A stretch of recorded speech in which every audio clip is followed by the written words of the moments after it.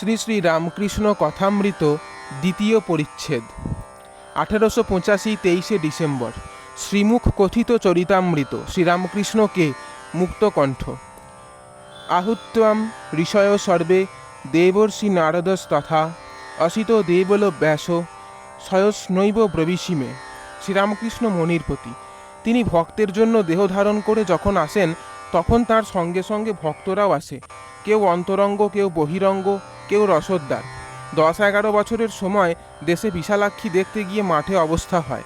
কি দেখলাম, একেবারে বাহ্যশূন্য। যখন 22-23 বছর বয়স, কালীঘরে দক্ষিণেশ্বরে বললে, তুই কি অক্ষর হতে চাস? মানে অক্ষর মানে জানি না। জিজ্ঞাসা করলাম, হলধারী বললে, খর মানে জীব, অক্ষর মানে পরমাত্মা। যখন আরতি হতো কুঠির উপর থেকে চিৎকার করতাম, ওরে কে কোথায় ভক্ত আছিস আয়। ঐহিক লোকেদের সঙ্গে আমার প্রাণ যায়। ইংলিশম্যানকে মানে ইংরাজি পড়া লোককে বললাম, তারা বলে ওসব মানের ভুল, ওসব মনের ভুল। তখন তাই হবে বলে শান্ত হলাম। কিন্তু এখন তো সেই সব মিলছে, সব ভক্ত এসে জুটছে। আবার দেখালে 5 জন সেবায়েত। প্রথম সেজবাবু মানে মথুরবাবু, তারপর শম্ভু মল্লিক, তাকে আগে কখনো দেখি নাই। তবে দেখলাম গৌরবর্ণ পুরুষ, মাথায় তাজ। যখন অনেক দিন পর শম্ভুকে দেখলাম তখন মনে পড়ল একেই আগে ভাবাবস্থায় দেখেছি।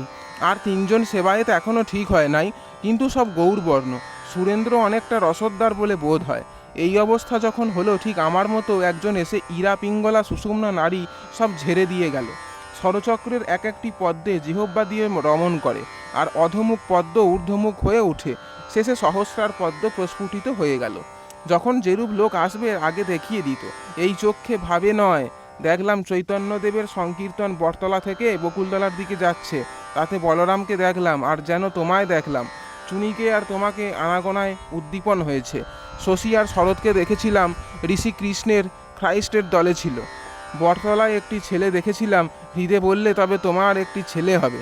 আমি বললাম, আমার যে মাতৃজনী, আমার ছেলে কেমন করে হবে? সেই ছেলে রাখাল।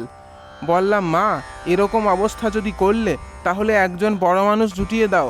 সেই সেজবাবু 14 বছর ধরে সেবা করলে, সে কত কি আলাদা ভাড়ার করে দিলে। সাধু সেবার জন্য গাড়ি, পালকি, যাকে যা দিতে বলেছি তাকে তা দেওয়া। বামনী খাতাতো প্রতাপ রুদ্র। বিজয় এইরূপ, অর্থাৎ ঠাকুরের মূর্তি দর্শন করেছে। এ কি বলো দেখি? বলে, তোমায় যেমন ছোঁয়া ওইরূপ ছুঁয়েছি। নেটো মানে লাটু, খতালে 31 জন ভক্ত। কই তেমন বেশি কই, তবে কেদার আর বিজয় কতকগুলো করছে। ভাবে দেখালে শেষে পায়েস খেয়ে থাকতে হবে। এ অসুখে পরিবার ভক্তদের শ্রী মা পায়েস খাইয়ে দিচ্ছিল। তখন কাঁদলাম এই বলে, এই কি পায়েস খাওয়া এই কষ্টে। জয় ঠাকুরমা স্বামীজি।